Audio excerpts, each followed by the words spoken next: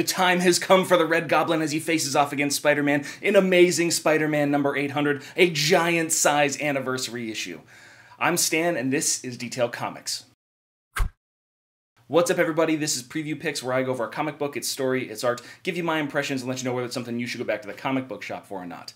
Make sure you subscribe to get more of these every single week. The comic I want to talk about right now is Amazing Spider-Man number 800, the highest numbered comic book currently at Marvel in its history. So it's one of those things where it is a milestone of epic proportions, and we're dealing with the Red Goblin. We're dealing with Dan Slott's finale on Spider-Man. Only one issue remains, and how is he going to deal with what appears to be his greatest nemesis? Let's jump in and see what they've got in store for us. It's all come down to this moment after several issues of insanity, 798, 799, and now 800, the final arc of Dan Slott's career since he started writing Spider-Man at 546. It's one of those things where you know that you see a milestone when it arrives, and this is no exception.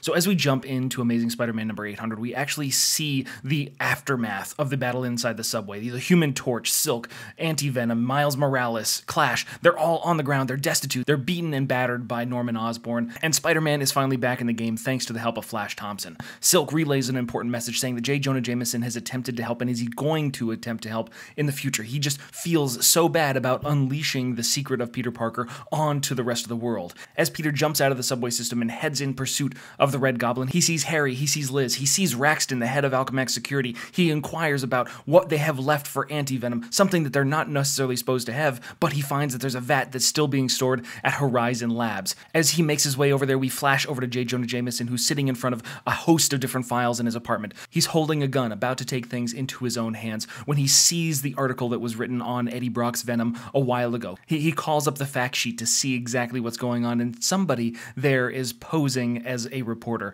Well, J. Jonah Jameson finds out that it's Eddie Brock, coaxes him into being a part of this giant rescue and protection operation. Meanwhile, Spider-Man emerges from the subterranean tunnels underneath Horizon Labs, now Alchemax Labs, a creation of Dan Slott and Humberto Ramos, who's doing the art for this series, and he finds out that unfortunately he's too late. All the guards are dead. Ha ha ha, written all over the walls. Kind of Joker-esque in my mind, but it's a little bit on the nose, I can tell. But the bombs, the goblin bombs, come out of everywhere. It seems like they were lying in wait inside this vault, just waiting for Spider-Man to arrive. The concussion of their explosion sends him up against the wall, and it seems like he's going to be too late. While we know that Venom is headed to protect Mary Jane and he's got altruistic intentions, she doesn't know that, calls down the fire, calls down the Sonics, and has got him trapped while the Red Goblin arrives impervious, immune to these kind of defenses. But against her better judgment and at the request of Eddie Brock, she unleashes him, allowing Venom, this great Humberto Ramos Venom, to go toe-to-toe with the Red Goblin. But we're going to have to jump over to Aunt May right now, who's actually got a visitor at her door. Who is it? Young Normie Osborn, somebody that she made cookies for, who just happens to be infected with a Red Goblin symbiote. But there is another hero that is making their way over there, and that happens to be the superior Octopus, Otto Octavius, in the hybrid cloned body of Octavius and Ben Reilly's Spider-Man. It's just so, yes. Yep, I am ready for this part of the storyline. And he is always going to be protecting Aunt May thanks to the memories that are implanted in his brain from the time that they shared the same body inside Superior Spider-Man. Of course, Aunt May doesn't know what's happening. She thinks that this is some sort of a monster that's heading to smash this child. What is he doing? Well, he's trying to defend her life from the Goblin Child, this newly coined little villainous entity that is Normie Osborn. When Spider-Man arrives at Stark Tower to save Mary Jane, he sees Venom and Red Goblin going toe-to-toe. He goes over to Mary Jane, tries to figure out exactly what's going on. Somebody called in the big guns to help, and Spider-Man is not about to look a gift horse in the mouth as they both tag team the Red Goblin. There's no way that they can really defeat him. There's no Sonics, there's no fire, nothing that can really help them out. However, this being still needs to breathe, so he tries to punch him in the throat and collapse his windpipe, but that just leaves him closer to these vice-like jaws of the Red Goblin as it just bears down on him. Mary Jane just smacks Red Goblin with a repulsor blast that happens to reflect off and impact Spider-Man and Venom a lot more. But the last-ditch effort of the Red Goblin before he leaves is to fire these spines into Mary Jane, letting them embed themselves in her. Eddie Brock, who's spent everything that he's got, he's just a normal human being. He gives up his symbiote to Peter Parker. Everything that Eddie can do is just because he's a man, but Spider-Man is so much more than that, and there's so much more potential in this. And Mary Jane, even though everything that's happened to her, she knows that this is the best chance that they have to defeat him right now. It's not something that Peter has to prove, but it's something that he has to do. As he takes off into the night in this great version of the black symbiote spider suit with the webbing underneath the arms, which is a great callback to the early Romita and Ditko era Spider-Man. It's just a very cool homage to that classic style. Hopping over to the hospital, we see Flash Thompson stabilizing the various heroes that were infected with these Red Goblin symbiote spikes. Miles, Clash, Silk, they're all there, and the only way that they can kind of keep them alive is for Flash to be contributing to these things. J. Jonah Jameson obviously is continuing to try and find ways to do what's necessary in order to help defend those that Peter Parker loves and to make his own contribution, making the right for his wrongs. The gun's down, and now he's got a Spider Slayer helmet on, and that's what's going to happen in the next few pages. We see the Superior Octopus going toe-to-toe with the Goblin Child as this crash comes through the wall, and the Spider Slayer, designed by his dead wife Marla, comes crashing through the door, and he's just starting to go to town on this little kid. Unfortunately for him, his timing's off because Norman Osborn makes his way into the apartment and then just tears the Spider Slayer asunder, grabs the Goblin Child, and as he's about to leave, he fires his spikes at Aunt May. Peter Parker has finally arrived, and he sees them blasting away, but he's got to take care of Aunt May. He gets in and finds that Otto Octavius, the superior Spider-Man, the superior Octopus, has defended Aunt May. He's defended her with his life, and he relays that same information that we already know. The memories of Peter Parker, the love for Aunt May, his sense of morals, his overall character, his demeanor, those have been imprinted on Otto Octavius forever. And those are things that he just can't deny when it comes to these things. So, Spider-Man, being the better person that he is, or being the good person that he is in general, gives Otto Octavius a clean slate. For saving the life of Aunt May, they are good to go. As he takes off into the night trying to pursue Red Goblin and take care of this once and for all, they make their way over to Alchemax. The ultimatum that he had given, turning over the entirety of the company to Norman Osborn, is something that Liz just can't seem to do. There's too many legalities. There's too many things. It's just too tough to turn over Alchemax. I mean, what is it? Parker Industries. But the other thing that they really need to know is that while he was here disguised as Mason Banks, which is when Peter Parker, aka Otto Octavius as the superior Spider-Man, infected him with nanites and causing him to be immune to the Goblin Serum, when he was here at Alchemax as Mason Banks, he set up the clause so that way he could become the beneficiary of the entire company if everybody in the family was dead and only the legal guardian and the boy's legal guardian was left. So the plan always from the beginning, infect Normie Osborn, turn him to his side, and then kill Liz Allen and his son, Harry Osborn, to take control of what used to be Oscorp and is now Alchemax. Taking the desk and smashing it across Raxton's face, we get a very different kind of scene, something that we haven't seen in a long time, and that's Harry Osborn on a Goblin glider, leading a group of androids out of this secret storage space, and another battle is about to continue, but Red Goblin seems to have a thing for blondes and tossing them out of high places. He grabs Liz by the throat, throws her through the window, leaving her to plummet to her doom. Unfortunately, that doesn't seem to be the case, because Spider-Man, there this time, instead of when he was trying to save Gwen Stacy, saves Liz Allen, brings her back, and that turns Normie against his grandfather. As they start to battle with Spider-Man at his side, Harry's riding in his Goblin glider and just smashes it into the Red Goblin's chest, embracing his son, who's lost control, just this child that wanted to be loved by his dad. And you see Norman go flying out of the room with the Goblin glider in tow. He has lost everything. His last opportunity, his last shot for the kind of success that he was looking for. Now all that's left is him and Spider-Man. But that doesn't mean that the game is over. As Spider-Man swings his way through New York City, leading him away from his various friends and family, we actually get the details of the Red Goblin's plan. Those spines weren't necessarily just meant to inflict a little bit of pain, a few wounds. These are things that are working their way through the bloodstream of everybody currently infected, and with the snap of his fingers, he's going to send them straight into the brain, killing everyone that he shot these things into. And with that snap, we see nothing. He can't feel that pain. He doesn't know what happened, but Flash Thompson does. Using the effects of the anti-venom, Flash Thompson has proactively gone around and saved every single individual important to Peter that was infected with these things. And that calls a question. How did he know? Well, it was easy when Silk was talking to him and, said, Pete, at that point in time. They finally come to an understanding that one of the greatest heroes of Flash Thompson's life was actually one of the kids that he bullied in high school. One of the greatest heroes of Peter Parker currently, Flash Thompson. They just happen to be friends, and now they can share in this moment. But that's too late, because the Goblin glider grabs onto Spider-Man as Norman Osborn goes to town on Flash Thompson.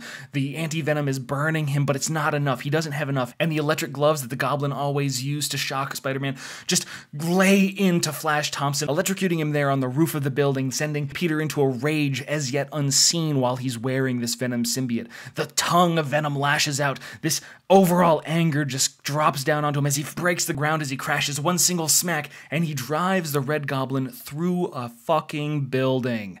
How strong is Spider-Man? Spider-Man himself is just a phenomenally powerful character, but when you combine that with the symbiote and the rage that he has, it is just a menace. It is a monstrous machine, and I just wish that we could see more of it. But no, Flash Thompson reminds him, this is a good symbiote. This is somebody that you can trust. You can't infect it with your rage. You can't let that happen again as he slips from consciousness and from life itself. The Red Goblin coming crashing down inside Times Square, taking out his rage on a Spider-Man impersonator, punching him through the guts and leaving him to spill his entrails all across the road, leaving Spider-Man to battle him amongst all of these civilians. It's not about killing the friends and family. It's not about killing the loved ones. It's just about killing everyone. Peter feels for everyone, so everyone is a target. He saves everybody that he possibly can, but that isn't necessarily enough. Norman sneaks up behind him and just holds him ready to suffocate the absolute life out of him. But Peter relies on one thing about Norman: his ego. The fact that he wants to take ownership of the demise of Spider-Man. But no, because he's the Red Goblin, because he's empowered by the Carnage symbiote, because it's Cletus Cassidy, the man behind Carnage, that gave it that psychotic personality. That's the person that's in the driving seat right now. But Norman's having none of that. As Peter dismisses the Venom symbiote, we see Norman tear the Red Goblin symbiote off of his body. Now it's the fight that we always should have had. Peter versus Norman. One-on-one to the death. Well, maybe not necessarily to the death, because as we see this battle kind of ensue, we get the monologue as he's just smashing Peter into the ground repeatedly. It's just like, this isn't going to end like last time. All your friends are down. All your friends are dead. I am going to kill you. No one is coming to save you. I don't need anyone else. I am the stronger man. I am better than you ever were. But that isn't true, because Peter remembers every lesson that he's been taught by his friends. He relies on them for his strength, for their inspiration. Whether it's Uncle Ben, whether it's George Stacy saving a child, it's the lives of all the people that he's loved. Robbie Robertson, Gwen Stacy, everyone like that. Whether it's a hero that he looks up to, that he aspires to be as good as, if only, like Eugene Flash Thompson, who now lies dying on a rooftop across town. This is where he gets his strength, and that's how he beats the Green Goblin. But the symbiote tries to reach out to him. He grabs a police Harley Davidson and just smashes it into a fire that explodes, causing the symbiote to scatter just as it was about to bond with Norman Osborn. And that causes some sort of psychosis, some sort of shift, some sort of change in Norman's mind. He doesn't seem to be in his right mind. He seems to be out of it. I have to admit, I'm going to stop here because I have to admit that this seems like a little bit of a cop-out to keep Norman Osborn alive, because J. Jonah Jameson, who's standing there holding a pistol, ready to end things, he understands what could happen. He knows that at some point in time, Norman's going to come back. Everybody's going to be in danger. This is a threat that needs to be put down. As he unloads, he sees Peter throw himself in front of the bullet intended for Norman Osborn. And that is the sacrifice of being Spider-Man. With that great power, the responsibility to take care of everyone, no matter how they are, even the worst of us. But that leads us into the end. We see Norman Osborn sitting inside Ravencroft as J. Jonah Jameson III escorts Spider-Man into the cell where he can actually talk to Norman, see what kind of status he's in. There's nothing that Spider-Man needs to worry about at this point in time, but that doesn't necessarily mean that it will always be true. Norman is still out there. He is still a potential threat. As far as the Goblin Child, Normie Osborn, he hops into this kind of reactor that they designed at Alchemax, and they extract every ounce of that Carnage symbiote form, or at least so it seems, as they're kind of reconnecting, as we finally get a little bit more than a hand wave for Harry's mom, we actually see a little flicker of the Red Goblin symbiote inside Normie's eyes. That is something that we're going to have to keep an eye on. And as we say goodbye to Flash Thompson, a veteran of the United States military, and then one of the best friends that Peter ever had, regardless of whether he was a bully or not, in all regards, Flash Thompson was a better man, turned into a better man than Peter ever found himself to be. He was always Flash's #1 fan. It was an emotional, heartwarming moment to end this particular issue on, as he sees J. Jonah Jameson, who's reflecting on exactly who he is as a person, as he stands in front of the casket of Flash Thompson. And before they can have their moment, a siren goes off, and Jonah commands Peter, "Go after them. You are needed." And that's where we thought we were going to end. But if you stay till the end of the comic, you get 2 more pages. And where are we at? We're in San Francisco at Horizon University. We see these different technologically advanced characters, these people that are sophisticated members of the science community that are enacting all these fantastic things. And the other thing that we have is that Elliot Tolliver, this man that looks oddly like our superior Octopus character that is inside the hybridized Otto Octavius and Ben Reilly clone body, he seems to be making his way into Horizon University. He is there to do research, to continue to develop his technology, and while everybody at Horizon settles for greatness, he strives to be superior.